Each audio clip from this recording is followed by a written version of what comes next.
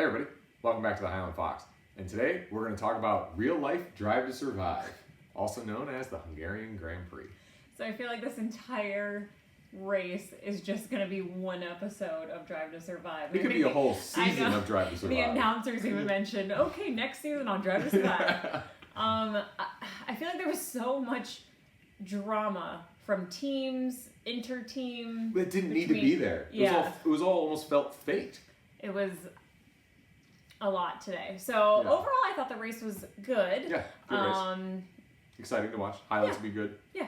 I don't even know where to start. Should we let's get right to the big cookie? The big issue right here was congratulations to Oscar Piastri, your first win in F1, which is super exciting. Sadly, though, it's going to be tainted because McLaren tried their absolute hardest to beat Ferrari and ruin it for both drivers. Yeah. They picked the wrong, not the wrong strategies, but not the best strategies. They kept undercutting Piastri with Norris, and then finally it worked. Mm-hmm. So Norris had a 6-second gap on Piastri, and they were like, "Hey, sorry about that. You need to swap it." So I feel like the last few races, McLaren has had like this weird strategy called where you've undercut your other driver and you've taken away a win or a podium, and it almost looked like they were trying to get Norris to win the first part of the race. Yeah, which made sense. Yeah, he started on pole, cool, give it to him. Yeah. And then, just racing happened, Norris got pushed back, and Piastri was in the lead for a while. Piastri led the whole race until the second pit stops. And then they pit for a second time, they undercut Piastri, and Norris led. And then they were like, oh, oops. That looks awful. Never mind. Forget all the bad strategy calls where you're gonna have to give the spot back. And at that point, I don't blame Norris. It probably looked awful, but at this point, I was like, no. The team. This is your job. So you had a bad strategy, but now you're making the drivers do this. While being 1 and 2, it's annoying and it looked awful. And I felt bad for Norris because I'm like, yes. He probably shouldn't be in first right now, but that's the team's fault. When it first happened, I was like, you got to switch him immediately. That was wrong of you to put Norris in front. But then once Norris started to expand the gap, and they were just being so dramatic and petty on the radio, Norris, we think you'll do the right thing. Yeah. Norris, this is a team game. You need him. Oh my gosh. What was the one? It was Norris, I'm just trying to protect you. I'm trying to protect you. I was like, oh my goodness. I was like, gracious. is that a threat? At that point, I don't know. I'm pretty petty. I would have been like, okay, is that a threat? Once they said that, I would have opened it up. And I think he did. What was the other one? He goes, Norris, you've made your point with the 6-second gap. It's like, okay, good. It's a 6-second gap. Is he going to catch up? And Norris kept saying that. Yeah, I'll swap when he gets closer. Yeah.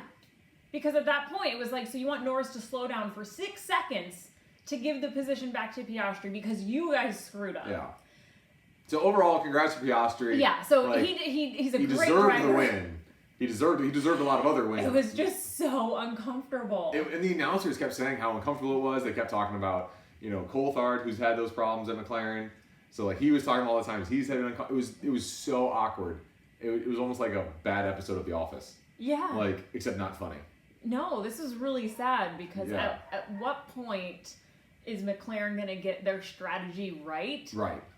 And today, I guess it worked out for them, but it's it did. It's ugly, and is it going to cause problems? Hopefully not, because Norris and Oscar are chill drivers, but anyone else? Oh. I don't know. And honestly, I was shocked that Norris didn't let Piastri pass and be like, all right, we're racing, right? Again, yeah. But Piastri had a good race. Yeah. No thanks to his team. No. Norris had a good race. So, speaking of drama, though, it was not just McLaren that had issues today. Max Verstappen made an appearance, angry Max Verstappen, made an appearance since the first time since 2021, and he was outlandish today. I don't even know what he said because it bleeped out so much of what was said in the little speech bubbles. They literally called him, they said he was acting childish over the radio during the race. And then... Yeah, I think the relationship between Max and his engineer is, it's on the rocks right now. They need therapy. Yeah, some couples therapy. Yeah, he was saying some words, and he's like, what was the one? It's like, I'm going to have to make up, they're like, way to bring the tires in, Max, gently. because he went really fast and like caught up to Leclerc really quickly. And Max goes, well, I have to make up for your guys' terrible strategy, and you've totally ruined my race. And I was like, ugh. And then he proceeds to try to, like, literally 2021 Max drives straight into Hamilton. And I don't know how neither of them got damaged. No, I mean, his car went flying, and then Hamilton's tire, I thought, was going to have a puncture. And nope, they're fine. Yeah. It's so weird how finicky and then durable these cars are. Right. But no, this was like 2021 driving with Yeah. Max and Hamilton, and I was here for it, but... It was fun to watch. Oh, I don't know, just so much drama. I don't know. It was just the drama between the teams, and then Hamilton, I thought he had a great race. Yeah. Solid, good for him. Yeah. It'll be interesting to see, because Max was going for third, caused an accident, finished fifth.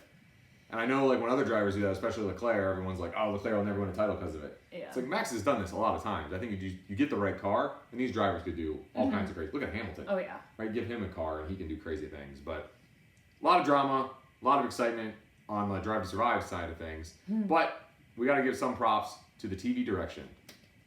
Yeah, TV producers. I don't know what you did this year. Actually, I do know what you did, and I love it. Like, actually having the names up and then not going, we're going to watch the replay here while there's a fight for first and third and fifth. But no, you'll see that later. But they actually have the live coverage up when they do replays now. Yep. Thank you. Yeah. Thank you. The picture window, chef's kiss. So Like, good. Y'all deserve a win too. Yeah. So we're doing it. The replays have been better this year.